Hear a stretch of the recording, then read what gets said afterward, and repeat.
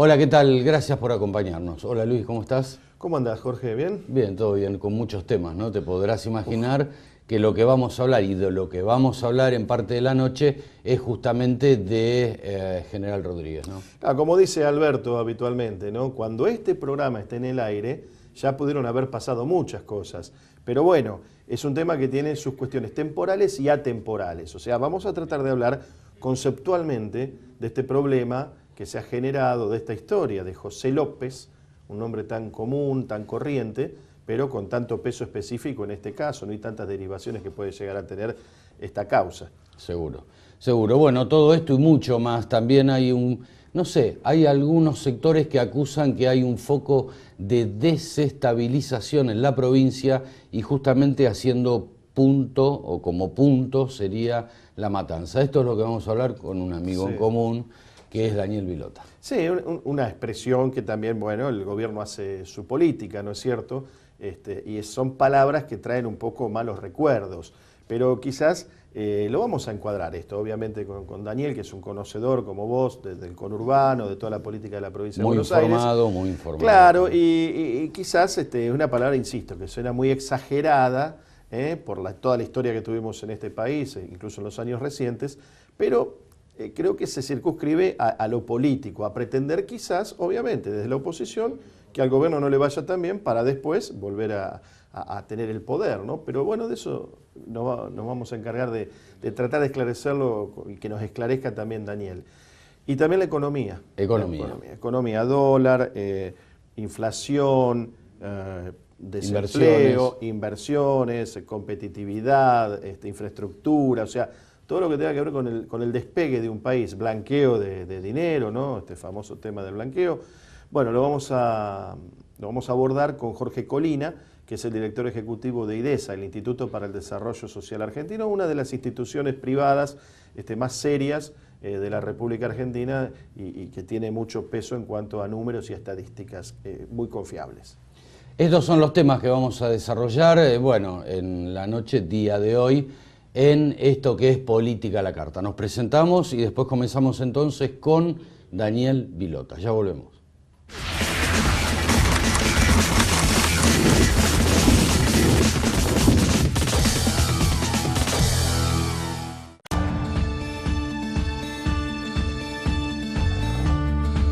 Vos preparás más de 700 platos por noche, pero elaborás cada uno como si fuera el único. Vos tratás con cientos de personas al día, pero saludás a cada una como a un amigo. Vos servís infinidades de cafés cortados y nunca te olvidás del vasito con soda. Un sindicato como la UTGRA tiene miles de trabajadores, pero cuando se trata de tu formación y tu educación, para nosotros sos el único. Tu trabajo es atender a la gente. El nuestro es servirte a vos.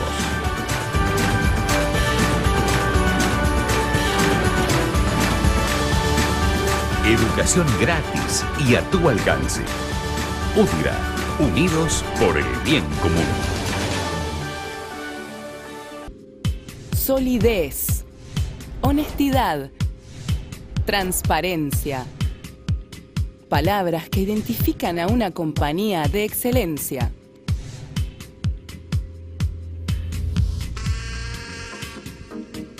Instituto Asegurador Mercantil. Estamos seguros. Andar, obra social de viajantes vendedores de la República Argentina. La mejor cobertura familiar al mejor precio.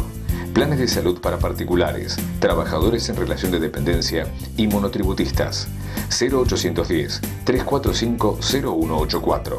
Andar, www.andar.org.ar. Sigue en marcha el plan anual de vacunación gratuito de la provincia, para que este invierno todos nos vacunemos contra la gripe, en especial niños y niñas, embarazadas y abuelos. Las vacunas son gratis y están muy cerca de tu casa. Conoce más en gba.gov.ar/vacunación. Buenos Aires, provincia. Me hace falta un sacón, un sacón, un sacón. Necesito un sacón, un sacón, un sacón. Que me haga sentir que estoy viva, que vibro, que amo y respiro, que ahora existe el amor.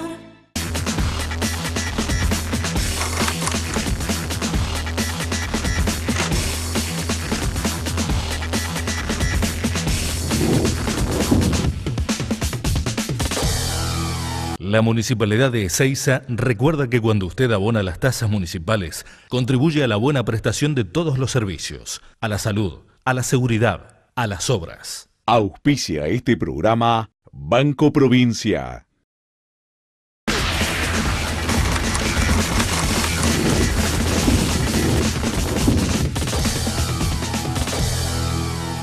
Que la realidad supera la ficción, no hay ninguna duda. Se dijo y se dice mucho esto, ¿no? Pero realmente hay cosas que no nos terminan de cerrar, por lo pronto, a la mayoría de los argentinos. Esto por una parte, ¿no? Con lo de General Rodríguez, y esto me estoy refiriendo.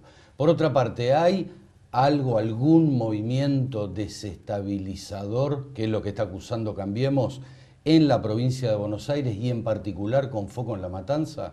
Bueno, estos son algunos de los temas que vamos a hablar con un amigo en común, Daniel Virota. Daniel, gracias por haber venido. Qué lindas corbatas. ¿Viste? A ver ¿Te si gusta? me puedo llevar una hoy de acá. Sí, bueno, con mucho gusto. Bueno, bárbaro. Vamos a poner un concurso. El que tire más verdades y se anime a contar todo. Me llevo las dos, ¿eh? Ah, bueno. Se van a quedar sin corbata. Bueno, dale. Es un chiste. Bueno, arrancamos por General Rodríguez. Bueno, claro, gran sorpresa hoy. Digo, me parece que confirma sobre todo, desde mi punto de vista, por supuesto, más allá de las dudas que hay, sí, en esto que hasta parece un poco de sorna, que un tal José y María llamen para denunciar a alguien que tira plata dentro de un convento. Increíble. Y entonces que parece que la divina providencia gira en el aire a favor de unos y contra otros, yo creo que confirma una apuesta del gobierno muy fuerte por la comunicación directa, por pelearse finalmente con aquellos que dicen decidir sobre la política territorial o un sistema de lealtades, y entonces elige un rumbo donde me parece que además priva a los intendentes del conurbano, a todos, dialoguistas, kirchneristas, golpistas, presuntamente, los priva a todos de una gran herramienta que es seguir hablando de una obra hecha. Digo, lo que vimos ayer es que el tipo que era responsable de la obra pública trataba de esconder una parte, suponemos, del dinero mal habido. Con lo cual, digo, eso, contrastado con lo que este señor José López, hemos visto seguramente todos en los noticieros, sus discursos en cadena nacional, en Coaxil con Cristina, diciendo esto, presidente, es por usted, tiene un efecto de ácido o de lluvia ácida terrible. Es lo primero que me surge. Después, obviamente, aparecen las dudas sobre este episodio donde parece que la fortuna interviene, como lo ha hecho antes, y de eso sí hay pruebas, en la triple fuga de diciembre de los hermanos Lanate y Esquilachi. Por supuesto, dudas algunas de algunos investigadores. En general, la policía divide los patrullajes en cuadrículas. En promedio, en el conurbano, una cuadrícula involucra 300 cuadras. En General Rodríguez, que es una zona rural bastante amplia, es mucho más grande. Una cuadrícula son 1.200 cuadras. Y tienen 9 patrulleros para cubrir 1.200 cuadras. La llamada 911, si existió, y la respuesta del patrullero fue demasiado veloz para los cánones de la policía, 3 minutos. Otro dato que llama la atención, el patrullero iba a cargo de 2 capitanes con 28 años en la fuerza. En general no ocurre que la oficialidad de rango esté patrullando en la madrugada. Y voy a decir más, quienes conocemos el conurbano, y no pretendemos ofender a nadie con esto, o la provincia en general, la bonaerense no patrulla de madrugada. Es decir, después de las 12 de la noche es tierra de nadie. Me cuentan los que dicen conocer General Rodríguez, aclaro que no es mi caso, que los patrulleros descansan a la noche, duermen con algún lugar de paraje bien refugiado cerca del acceso oeste. En general en la bajada o abajo de algún puente. Me dicen que se ubican por ahí. Con lo cual, la gente todavía vinculada al Frente para la Victoria de General Rodríguez, con algunos datos que dan algunos uniformados retirados, echan dudas sobre la presencia de López, no sobre el hecho que es innegable. Por supuesto, también le llama la atención el estado en que López llegó a cometer esta maniobra. Dicen que estaba bastante fuera de los cabales que podría tener un hombre de su importancia, ¿no? Alterado, ¿no? Bueno, sí, hablaban de borracho o bajo sustancia. el efecto de alguna sustancia. Bueno, para cuando este programa esté en el aire, que son dentro de pocas horas en que lo estamos grabando, seguramente la justicia ya por ahí tiró un poco más de luz sobre esta situación. Pero hay cosas que quedan y que son atemporales, por lo menos en esta primera etapa de este gobierno. Y con lo que se encontró y con lo que vivimos a diario todos nosotros, que es, por ejemplo, recorrer las rutas argentinas, ¿no? Y hay un hilo conductor, evidentemente, que se tiene que o aclarar que no es tal cosa o confirmar algunas sospechas. Porque el hilo conductor, ¿qué pasa? Tenemos rutas de la muerte, obras no hechas, obras anunciadas, obras hechas pero carísimas, u obras hechas 2 o 3 veces, arreglo, vuelta a romper, vuelta a arreglar, etcétera, etcétera. No hay autopistas, las que hay son muy escasas. Y tenés Ministerio de Planificación, que está en problemas con la justicia, por lo menos imputado en algunas causas, y bueno, y apuntado a raíz de esta situación.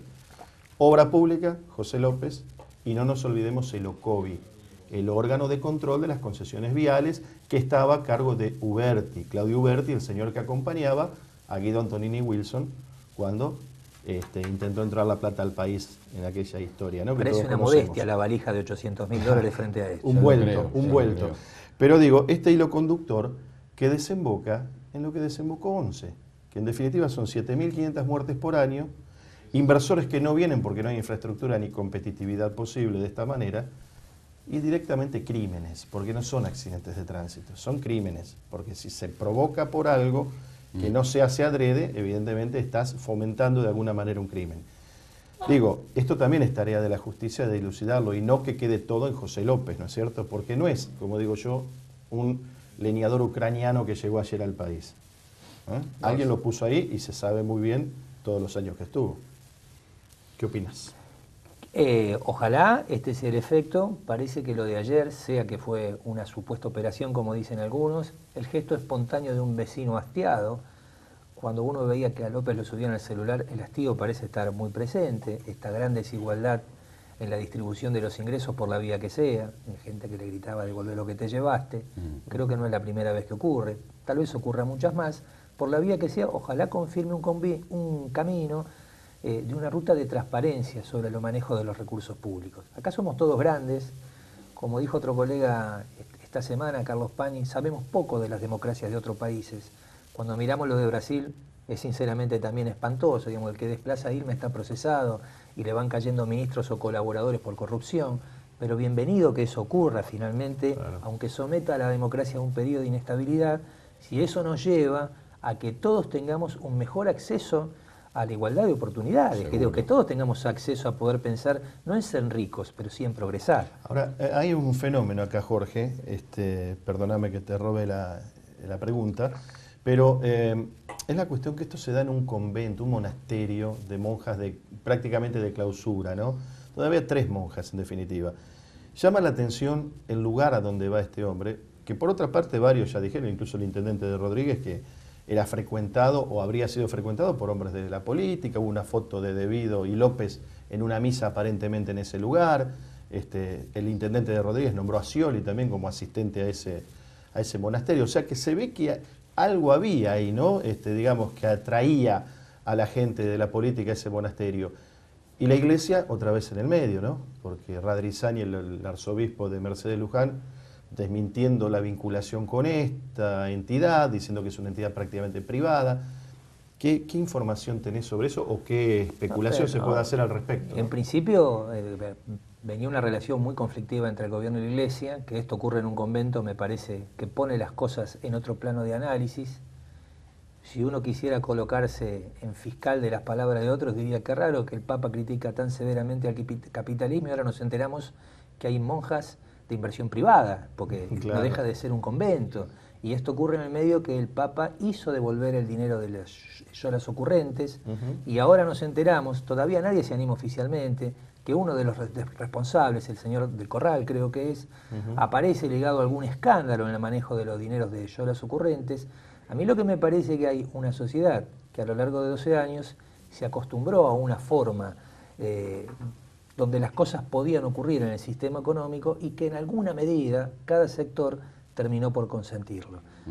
No puedo hablar de responsabilidad de nadie porque no tengo información. Sí, volviendo a Rodríguez y a cosas que están ocurriendo, me parece muy importante destacar que aunque da la impresión que si hubo una operación, Ritondo, ministro de Seguridad de la provincia, no estuvo informado, esto le da una pequeña sobrevida a la crisis que él viene atravesando en el gabinete de Vidal por una gestión que es, sinceramente, igual que la de Bullrich, impresentable. Hay que decir que ayer tuvo un episodio muy poquito conocido, que aprovecho y se los transmito.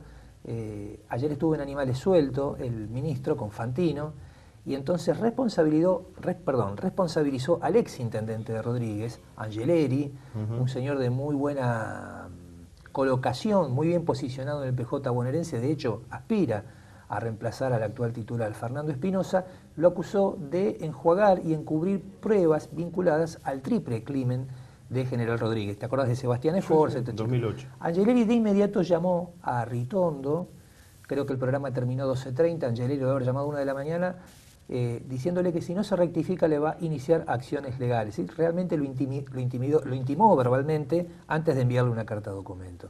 Quiero decir que la gestión del ministro es realmente mala, especialmente porque no consigue, con algunas medidas que ha tomado, dar un salto cualitativo. Para quienes no lo recuerden puntualmente, el ministro reformó las departamentales en la provincia de Buenos Aires, especialmente en el conurbano, y anuló, suprimió la que tenía que ver con Lomas de Zamora. Y Lomas de Zamora está partida literalmente al medio entre la departamental de Esteban Echeverría, que es un distrito limítrofe, y la de Lanús.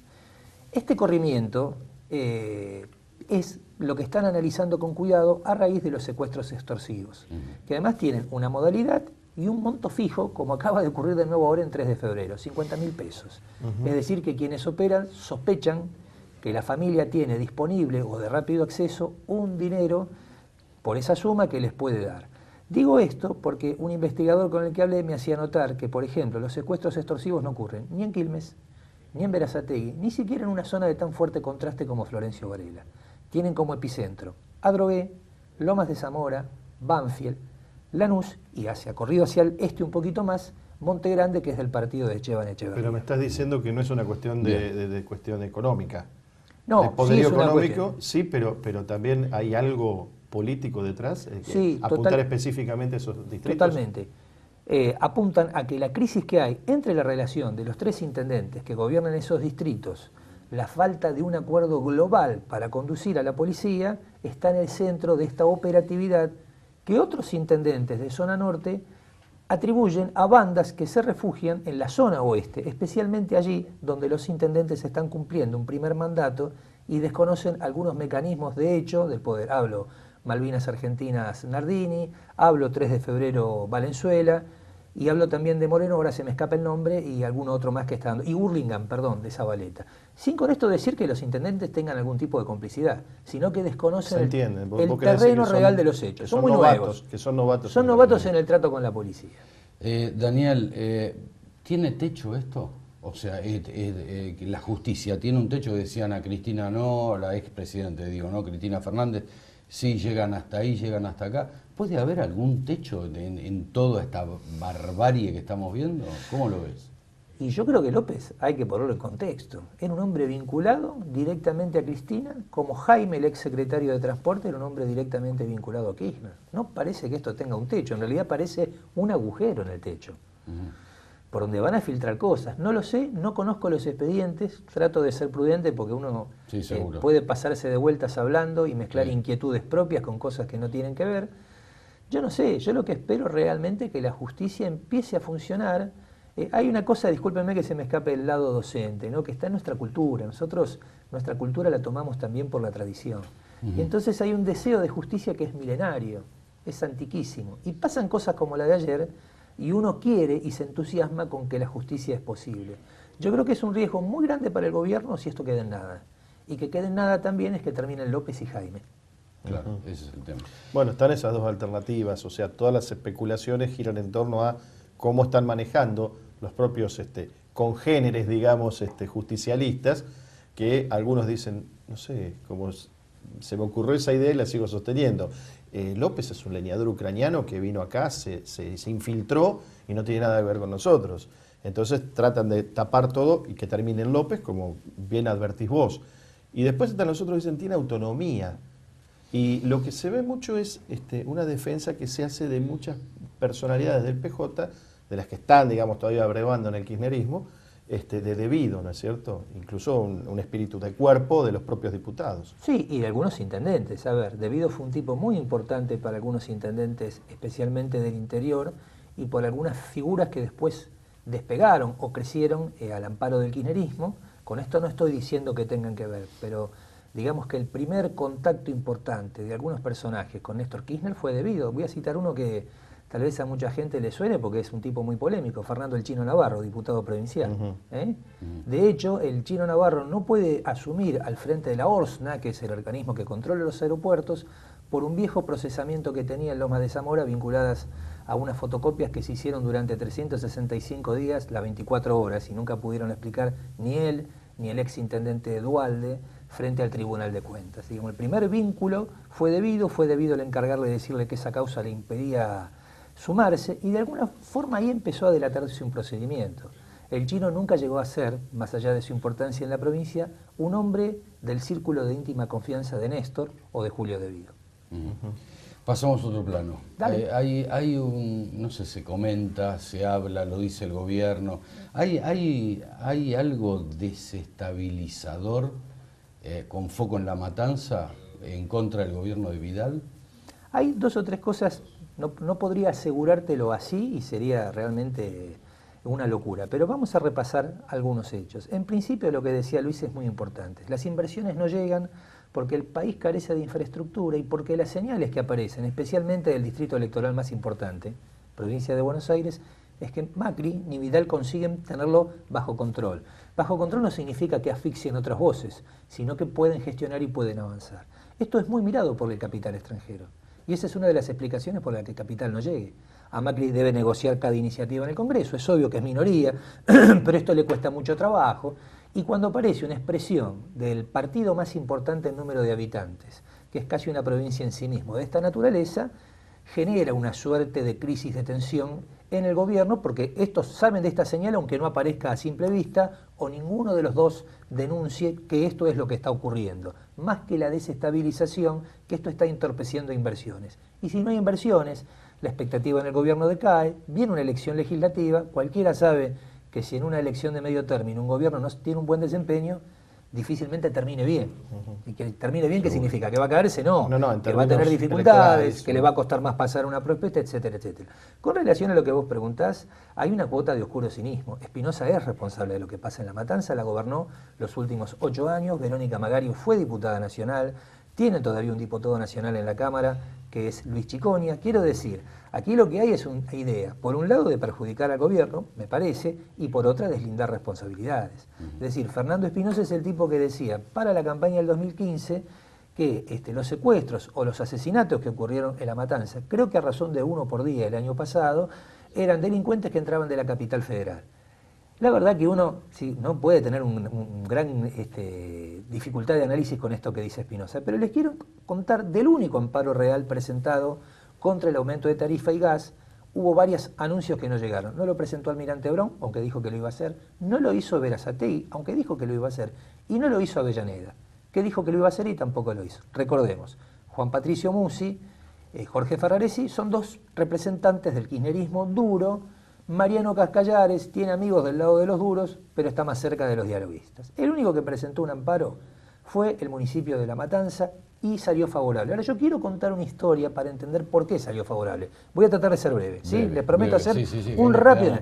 Ese amparo lo dio la titular del juzgado 10 en lo civil y comercial del Departamento Judicial de La Matanza, Edith Rota. Edith Rota entró a la justicia en La Matanza hace 10 años por recomendación de Jorge Chiconia. Jorge Chiconia es el hijo de Luis Chiconia, diputado nacional. Y otra recomendación que tuvo, porque así se ingresa al Poder Judicial, fue la de Santiago Sonagen, que es el titular del juzgado número 5. Ese amparo fue redactado por Sonagen y por Claudio Grasso. Claudio Grasso es el consejero que tiene el Poder Ejecutivo, es decir, María Eugenia Vidal, en el Consejo de la Magistratura, que es donde se seleccionan jueces. Pero hay una curiosidad, Grasso llegó ahí por recomendación de Fernando Espinosa durante la gestión de Scioli. ¿En qué se refugia el gobierno de Vidal? Que no lo puede echar porque tiene mandato hasta el 2018. Es absolutamente falso. Un consejero puede ser removido por decreto, por decisión de la gobernadora. Grasso y Sonagen redactaron el amparo hace 3 semanas atrás y entonces Sonagen y Grasso discutieron a qué juzgado debía ir. Como Rota juró hace apenas 2 meses, es decir, el 19 de abril, en el aula magna de la Universidad Nacional de La Matanza, convinieron tomarle una prueba de fidelidad y entonces se lo remitieron a ella. Sonagen dijo, mira, vamos a probar porque de los 10 juzgados yo controlo 6, no controlo 2, no controlo el 3, no controlo el 6. Y el 7 está vacante porque renunció Laura Orlando, esposa de Álvaro Balestrini, hermano del ex vicegobernador Alberto Balestrini. Laura Orlando es una persona tan influyente que paró su designación como presidente de la Cámara en lo Civil y Comercial de Mercedes, una tierra pródiga con el kirchnerismo, donde Guado de Pedro era el operador judicial, si no le garantizaba que Gils Carbó iba a la ceremonia. Cuando Gil Carbó puso en agenda que tenía que ir a verla a Orlando, Orlando decidió jurar. Esto es para contarles qué puede ocurrir en La Matanza, seguramente podría multiplicarse por otros departamentos judiciales, pero ayuda bastante a entender cómo ese amparo salió, no hay ningún otro a la vista, y yo me animo a decirles que Cambiemos ha hecho lo suficiente para que no haya ninguno más.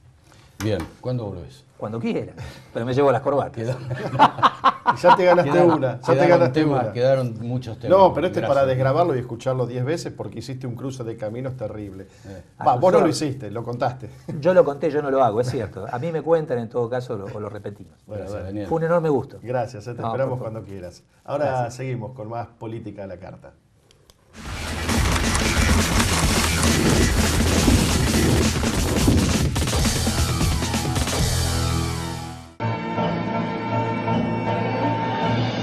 Calidez, elegancia, atención al detalle y servicio personalizado.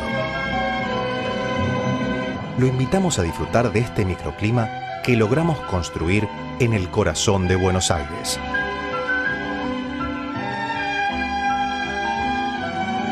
Hotel Supara. Los esperamos.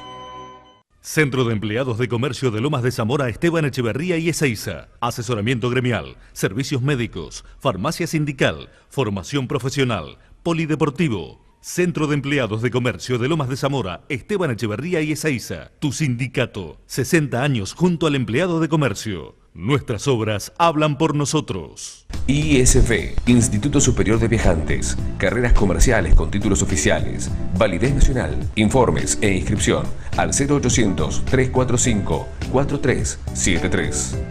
Auspicia este programa Banco Provincia.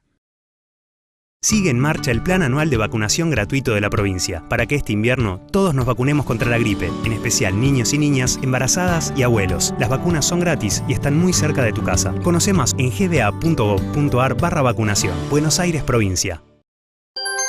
Hoy somos más que una compañía de gas. Somos parte de un grupo energético mundial. Y así, seguimos creciendo, comprometidos con la comunidad y protegiendo el medio ambiente. Hoy más que nunca, nos renovamos. Gas Natural Fenosa. Con toda la energía del mundo.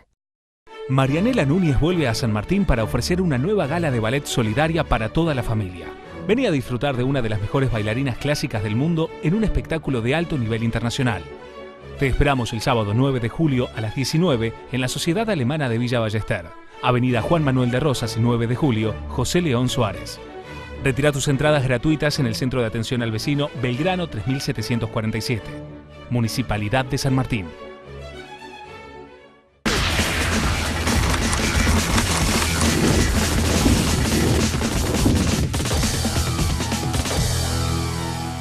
Bueno, les voy a contar una anécdota que se la voy a transmitir a nuestro invitado, a Jorge Colina, director ejecutivo de IDESA. ¿Cómo estás, Jorge? Bienvenido. Gracias por estar. Me dice el otro día un constructor que está por desarrollar un emprendimiento en la zona sur, cerca de La Plata, construir un edificio y dice, el dólar está bajo. ¿Cómo? ¿No era que estaba alto, recontra alto, que estábamos re preocupados por el dólar, la disparada, la corrida cambiaria, etcétera? Y ahora que está cerca de 14 pesos, el dólar está bajo. Claro, me dice, con este dólar, con los costos, la inflación, etcétera, con toda la conjugación de factores que seguramente vos nos vas a explicar mejor, Yo hoy no puedo construir por menos de, suponte, $1.400 el metro cuadrado. Si el dólar estuviera más alto, yo puedo construir a $1.100 el metro cuadrado, con lo cual hago más accesible la vivienda para el comprador. Digo, ¿cómo es esto? Entonces, por eso le digo a Jorge que por favor me expliques cómo es esta historia del dólar, ¿no? Estábamos en el fondo del mar y ahora parece que también estamos en el fondo del mar, ¿o no? Digamos, cuando un país quiere combatir la inflación, o sea, cuando comete el error de entrar en inflación, entra en el camino de lo que se llama un poco la apreciación cambiaria. Es decir, al principio el dólar parece ganarle a la inflación, luego la inflación le pasa a ganar al dólar, y cuando viene alguien, como en este caso el nuevo gobierno, que tiene que frenar la inflación, termina utilizando anclas. Entonces, el dólar siempre es un ancla. Ya en la década del 70, de los 80, siempre cuando uno estudiaba economía, siempre estaba estudiando estos modelos, donde decía, un plan antiinflacionario siempre va a usar al dólar como ancla. Y cuando mejoran las expectativas, entonces entran los capitales. Y al entrar los capitales, brindan una mayor oferta de dólares. Entonces sobran los dólares, y así es como uno empieza a ver de que la inflación se mantiene creciendo, pero el dólar clavado. Claro. Entonces llega un momento en que el dólar pasa a ser barato para ciertos sectores y ciertas actividades. Y este caso un problema sería también. No necesariamente un problema. El constructor lo que dice es, yo podría vender más si el dólar estuviese un poquito más caro, pero claro, igual va a vender, porque van a entrar muchos capitales, y seguramente hacer inversiones inmobiliarias, porque así es como están puestos los incentivos con respecto al blanqueo. Es decir, por ejemplo, te bajan el impuesto a los bienes personales, a ganancias mínimas presuntas, te bajan los impuestos a los activos, pero no te bajan el impuesto a las ganancias. Entonces, si vos traes plata de afuera, te conviene hacer una inversión inmobiliaria que por una empresa. Entonces va a haber mucha plata que va a entrar en los complejos inmobiliarios, y ahí es donde se va a blanquear. Los otros que van a tener un veranito con el tema del dólar así relativamente bajo va a ser el turismo. Las empresas del turismo lo vamos a ver a partir de la segunda mitad del 2016, muchísimas ofertas para ir de vacaciones al exterior. Bueno, hay mucha gente que está, de hecho, muchos amigos que están viajando por el exterior y se ve mucho renovarse el turismo, ¿no? El turismo la reactivación. Claro. Bueno, que nunca cayó, porque el año pasado con la distorsión esta del tipo de cambio oficial, más el uso de las tarjetas, la verdad que el dólar también estaba muy barato. ¿Seguirá hasta cuándo esto, Jorge? El dólar así, teniendo en cuenta lo que comentabas hace un momento, vincularlo con las inversiones, ¿no? Sí, a fin de año, o sea, el mercado dice que a fin de año el dólar va a estar a 16 pesos, más o menos, ¿no? Entonces eso significaría que el dólar va a subir más o menos un 15% de acá a diciembre. Y es lo que más o menos la inflación va a subir, digamos, también de acá a diciembre, aun cuando sea baja, seguramente la inflación va a subir 15, 20 puntos más. Entonces, esta sensación de que el dólar está relativamente barato se va a mantener. Y si después el gobierno baja la inflación a partir del año 2017, y toda la gestión del nuevo gobierno es con estabilidad, no va a ser con un tipo de cambio alto, digamos, o sea, va a ser con un tipo de cambio relativamente bajo, con lo cual exige mejorar la competitividad interna, pero desde el punto de vista estructural, es decir, con infraestructura, con educación, con inversión en tecnología, con inversión en gestión, en administración, o sea... Seguridad jurídica. Con seguridad jurídica, o sea, hay que actuar sobre factores estructurales. Vos sabés que recién hablábamos incluso con nuestro invitado anterior, con Daniel Vilota, comentábamos justamente de refilón, ¿no? Hablando del tema de López, la obra pública, yo le mencionaba el tema de infraestructura y la competitividad. ¿A vos te parece que este gobierno va en cambio? Falta muchísimo, estamos hablando de rutas, estamos hablando de educación, de seguridad jurídica, con una corte con 3 miembros que esperemos que estos días se resuelva, con un montón de falencias, ¿no? Que hacen a las reglas de oro de la competitividad, pero ¿te parece que por lo menos esto puede seducir a los inversores, al menos en las intenciones de arreglar este desquicio? Sí, de hecho creo que los inversores que hay que traer son inversores que hagan inversión en infraestructura. Digamos, la lección que nos deja esto que estamos mirando con la corrupción en la obra pública es que lo más riesgoso que hay es ponerlo al Estado a hacer obra pública. En los países avanzados, en los países, por ejemplo, en la Unión Europea, y acá en Latinoamérica lo hacen mucho los chilenos y los colombianos, son contratos de riesgo para desarrollar infraestructura. Es decir, se hace una licitación, se le dan los derechos a una empresa para que por 25 años para que haga un camino, una vía, un puerto. Con esos derechos la empresa privada se financia en el mercado de capitales y ella hace la obra. Y ella luego cobra el uso ya sea del camino, de la vía o del puerto. Además un círculo virtuoso, digamos. Un círculo virtuoso. Entonces se trae inversores extranjeros, ellos arman la operación financiera para el financiamiento de la obra, ellos hacen la obra y ellos luego cobran. Se necesita seguridad jurídica. Claro. Los argentinos la rompimos allá en el 2002 cuando violamos todos los contratos, por ejemplo, de adjudicación que había de obra pública en aquella oportunidad. Claro. Y ahí es cuando se dijo, bueno, no, ahora el Estado se va a hacer cargo de la inversión y ya sabemos dónde terminó la plata. O sea, terminó esto del convento. Pues. Pero deberíamos entonces modificar esto e ir hacia esquemas más modernos, que incluso la Unión Europea los llama administración público-privada. Es decir, el Estado fija reglas, fija normas de calidad y controla la calidad de la obra. Y son empresas privadas las que ejecutan la obra y financian la obra. Eso es lo más importante, porque entonces deja muchos espacios fiscales. Esto es la macroeconomía, digamos, y lo macro, que obviamente tiene vasos comunicantes con lo micro. ¿Qué hace lo micro? Y hablando de lo micro, macro, ¿viste? Porque ya no sabés, ¿viste? Se mezcla todo. Elogiaba el otro día justamente un estudio de IDESA acerca de que llamó mucho la atención la conclusión a la que llegan ustedes en toda la década, pongámosle en la década pasada, respecto a la creación de empleo. Porque se habló, en su momento, ¿te acordás que tomada en la campaña decía creamos 5 millones de empleos, después terminaron diciendo creamos 8 millones de empleos, pero ustedes dicen que en el sube y baja y en el final eran 2 millones que se habían creado genuinamente. ¿O estoy equivocado con la apreciación? ¿A qué obedecía esa fluctuación y ese resultado? Sí, cuando vino el tema de la ley para prohibir los despidos, nosotros queríamos alertar, miren muchachos, en el mercado de trabajo no es que hay un stock de trabajadores y solamente crece cuando los ocupados cuando uno quiere que la ocupación baje. Es un constante movimiento de creación y destrucción de empleo. Claro.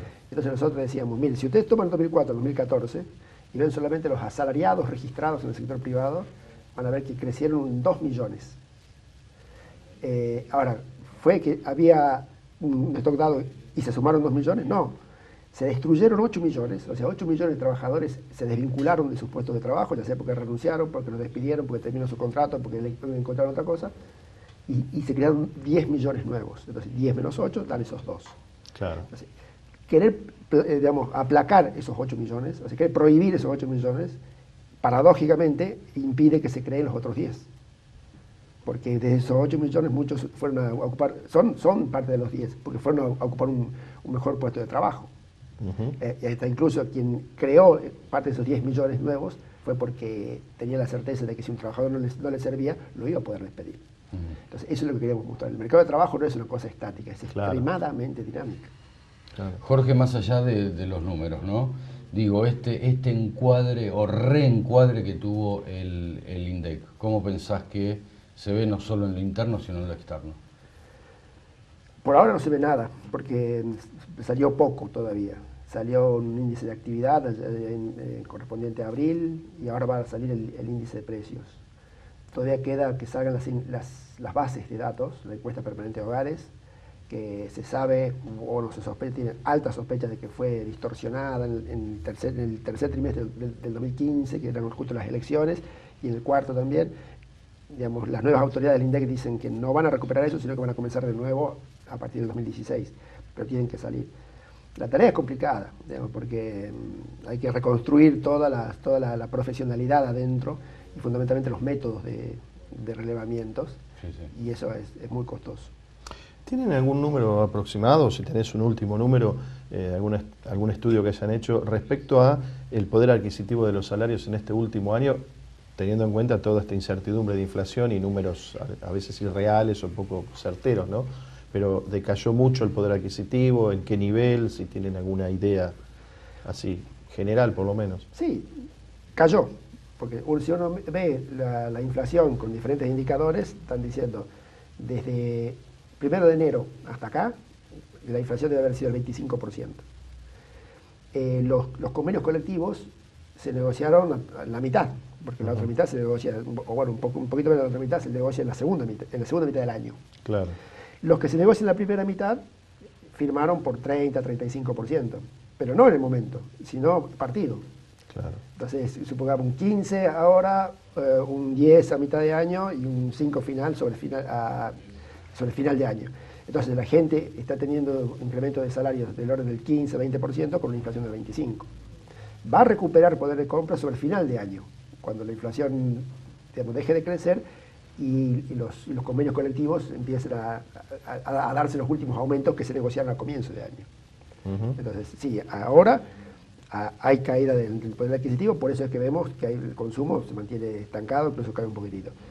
Pero esto va a mejorar a la medida que la inflación baje, porque en las negociaciones de los convenios colectivos ya está pautado de que los salarios tienen que crecer en la segunda mitad del año. ¿Y está bien que hayan pactado por semestres? ¿O es para la economía en general, es algo contra natura o nocivo, que puede llegar a ser nocivo? No, está bien, porque el gobierno lo que quería era hacer como una apuesta al cambio de expectativas, diciendo, en la primera mitad del 2016 las expectativas eran que la inflación iba a ser del 40%, como lo son hoy. Entonces le dice, bueno, no, hoy es 40%, si uno lo mide año redondo. Sí. Pero nosotros confiamos de que la segunda mitad del año va a ser menor, entonces firmemos por un periodo más corto y cuando sea menor, a vos te van a cambiar la expectativa, entonces firmamos por algo menor. Claro. Esa era la estrategia. Suena razonable. Se ven por bloques acá, ¿no? Esto está bien, son todos momentos. Digo, esto del bloque del primer semestre, el bloque del segundo semestre, el bloque del primer semestre del año que viene, digo, ¿está bien encuadrar la situación de esa manera? ¿Están así? No, bueno, a partir del 1 de agosto las cosas cambian. Claro, en la primavera. Porque muchas personas piensan, cambia todo en agosto, cambia todo. Y bueno, y es todo un proceso, por eso digo, ¿no? Ver las cosas así como bloques. Sí. Lo que yo creo que va a cambiar va a ser, por un lado, en la segunda mitad del año no se van a ver golpes inflacionarios, o sea, aumentos de precios muy altos, porque la inflación va a converger a 1, 1,5. En diciembre seguramente iba a ser 1,2, 1,3 probablemente. Es lo que apunta, digamos, el gobierno. Entonces, la inflación ya deja de ser una mala noticia. Y por otro lado, los salarios van a empezar a crecer, porque las negociaciones se pactaron en la primera mitad. Entonces, por eso que uno dice, bueno, en la segunda mitad del año vamos a empezar a ver de que la gente deja de perder el poder adquisitivo. Los asalariados registrados, los formales, los que están cubiertos por convenios colectivos, seguramente van a subir el poder adquisitivo, entonces puede subir un poco el consumo, y se espera que empiecen a entrar los capitales, ya sea del blanqueo o de los inversores, o de las nuevas obras que el gobierno tiene que hacer. Entonces, por eso se dice, bueno, en la segunda mitad del año va a comenzar la primavera, pero no es que rápidamente todo va a mejorar repentinamente. Seguro. Bien. Bueno, Jorge, creo que hemos dado un pantallazo sobre todo lo que tenemos, por lo menos en la vidriera de este cambalache, como dice el tango, pero no sé si tenías alguna otra cosa que se te ocurra o algún otro dato o algo que esté preparando IDES, ahí alguna novedad que tengas para nosotros. No, nada, digamos que creo que en estos momentos lo que genera más inquietud a ver qué puede pasar es el tema del blanqueo, ¿no? El tema del blanqueo y el tema de los jubilados. Seguro. Porque, digamos, el gobierno actuó correctamente en pagar ajustar las jubilaciones y reconocer la deuda. Pero lo ató al éxito del blanqueo. Claro. O en otras palabras, cuando salga el blanqueo, lo primero que va a suceder es el aumento del gasto público por el ajuste de las jubilaciones. Pero luego el aumento de los ingresos va a venir en la medida que el blanqueo tenga éxito y eso va a llevar tiempo. Sí, además va a haber un periodo de déficit fiscal que va a ser trabajoso de sobrellevar. Seguro. Bien, gracias Jorge. Gracias, Jorge. Pausa.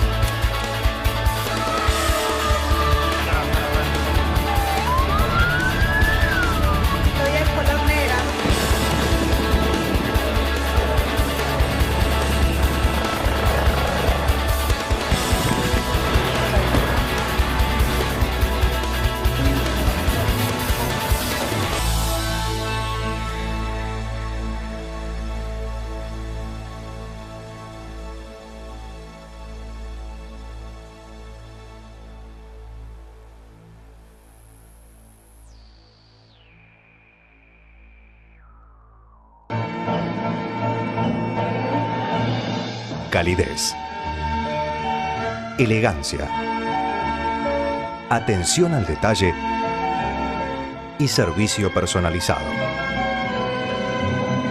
Lo invitamos a disfrutar de este microclima que logramos construir en el corazón de Buenos Aires.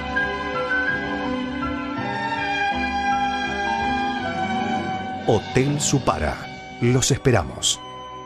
Marianela Núñez vuelve a San Martín para ofrecer una nueva gala de ballet solidaria para toda la familia. Vení a disfrutar de una de las mejores bailarinas clásicas del mundo en un espectáculo de alto nivel internacional. Te esperamos el sábado 9 de julio a las 19 en la Sociedad Alemana de Villa Ballester, Avenida Juan Manuel de Rosas y 9 de julio, José León Suárez. Retira tus entradas gratuitas en el Centro de Atención al Vecino Belgrano 3747, Municipalidad de San Martín. ProPymes, el compromiso de Techint con su cadena de valor.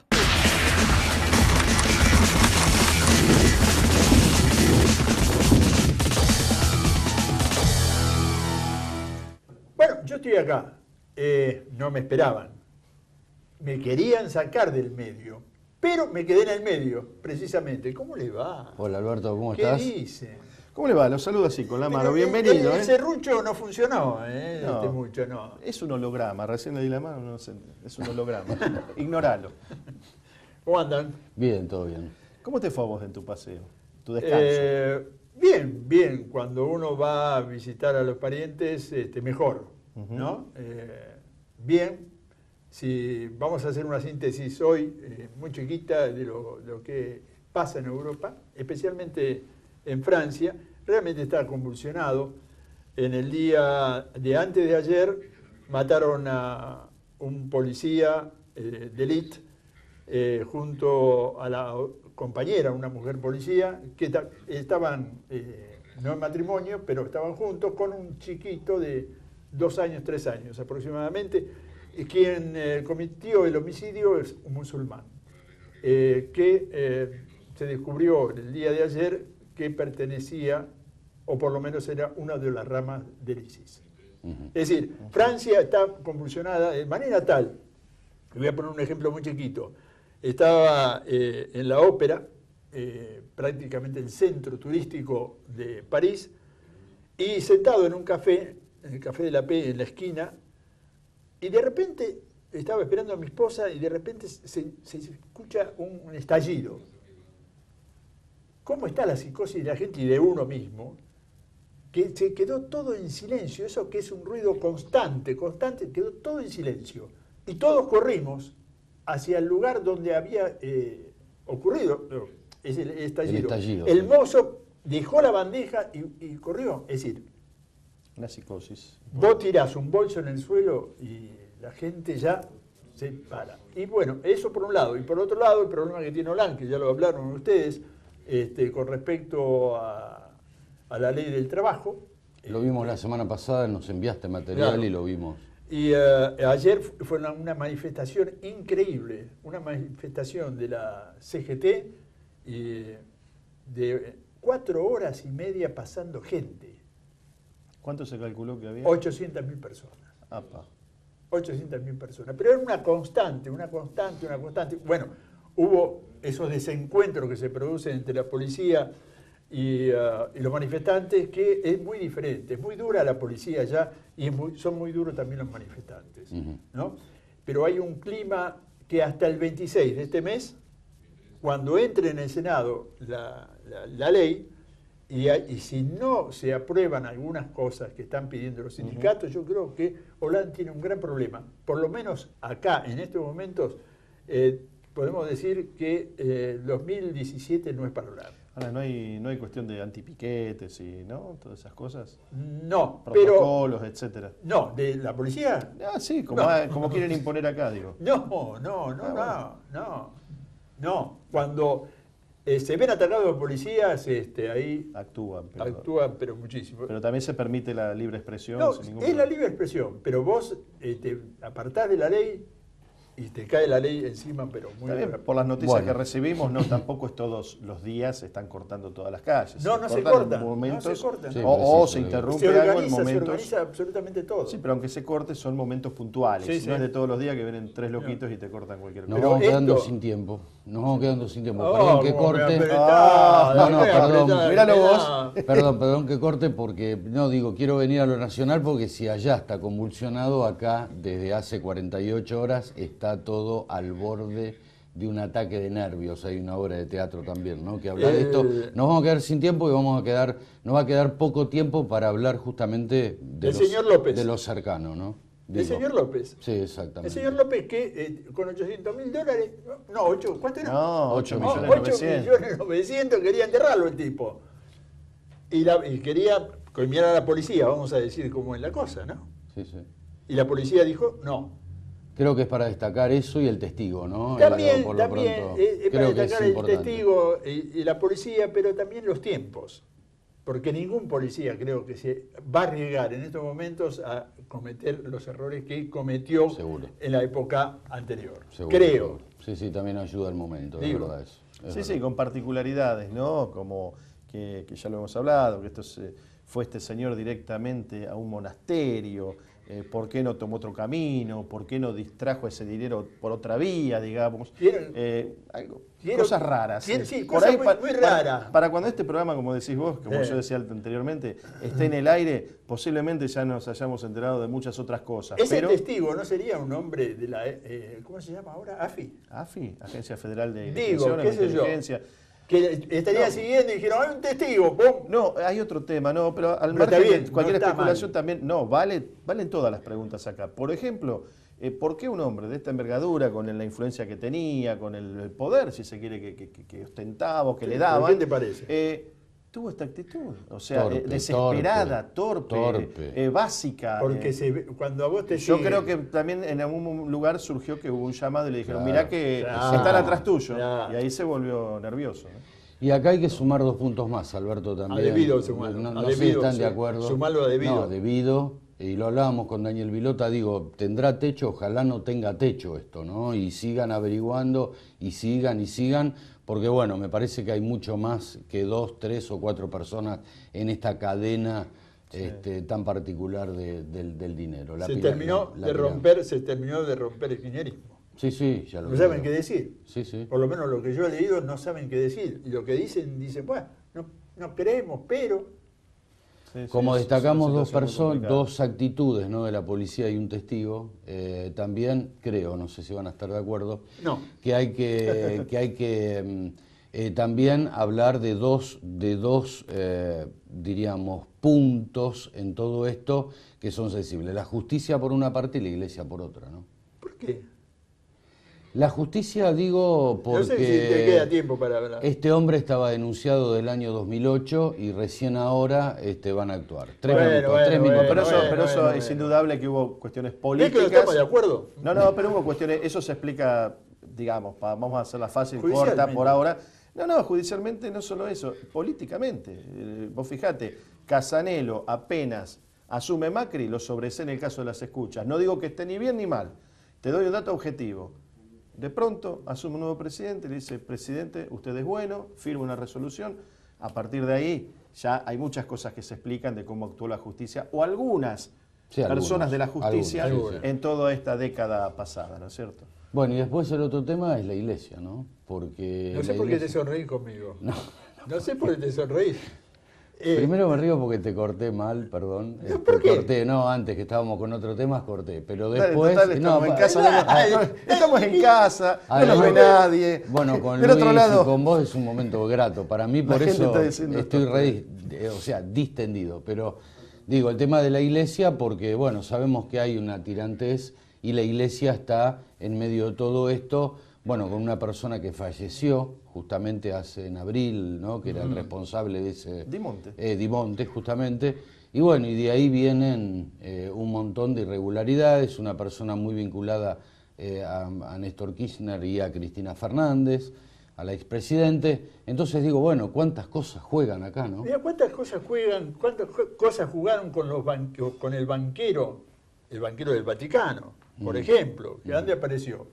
en un puente de Londres. Vos decís Calvin. Sí, claro. Sí, ojo, sí, sí. a ver, el Vaticano no deja de ser un poder fuertísimo y que dentro de ese reinado, entre comillas, dentro de ese reinado, la corte no juegue de una manera del poder de un lado o por el otro, son humanos. No, evidentemente, son seres humanos. Evidentemente esto ha rozado a la Iglesia, obviamente, porque primero la diócesis Mercedes de Luján es una diócesis poderosísima y además con mucha impronta política. Vos acordate, para hablar de los últimos años, Onienovich, uno de los obispos menemistas, para decirlo de alguna manera, calificarlo, Di Monte, con buenas relaciones con el kirchnerismo, y Radrizzani, que hasta ahora se mantiene ahí equidistante. Muy respetado y muy recto y muy duro también dentro de la Iglesia. Usted dice que la derecha de la Iglesia. No sé si derecha o izquierda. Yo lo que voy, que no es casual que la monja que quedó involucrada en esto tenga abogado. Y 94 años. 94 años, pero que tenga un abogado. Evidentemente hay una intención de despegar a la institución Iglesia de toda esta situación. Pero algunas cosas deben explicarse, por lo menos por qué este hombre eligió ese lugar para ir. Sí, ¿nos vamos? Nos vamos. Qué lástima, porque tengo una cosita para darle. Bueno, tenemos el miércoles que viene y muchos miércoles más, dale. ¿Me puedo despedir? Te vamos a permitir. Por hoy sí. Sí, por hoy, ahí está. Gracias por dejarnos entrar en su hogar para tratar temas como estos que evidentemente nos interesan a todos. Dios mediante, la semana próxima nos vemos en esto que hemos llamado Política a la Carta.